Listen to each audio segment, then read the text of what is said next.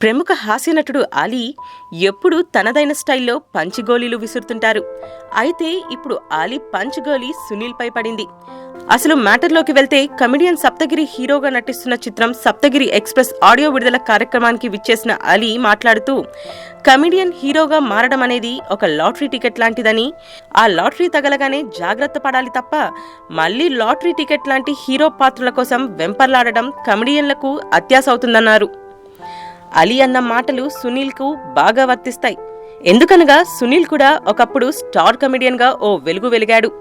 ఆ తరువాత హీరోగా తన కెరీర్ను మార్చుకొని చేసిన చిత్రాలు అందాల రాముడు, మర్యాద రామన్నలు మంచి విజయాలను సాధించాయి.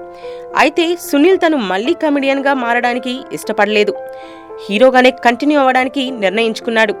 కానీ తరువాత సునీల్ హీరోగా వచ్చిన ఏ చిత్రము ప్రేక్షకులను బాగా అలరించకపోగా, మంచి టైమింగ్ ఉన్న సునీల్ లాంటి కమెడియన్ను మన తెలుగు ప్రేక్షకులు బాగా మిస్ అవుతున్నారని చాలాసార్లు వార్తలొచ్చాయి.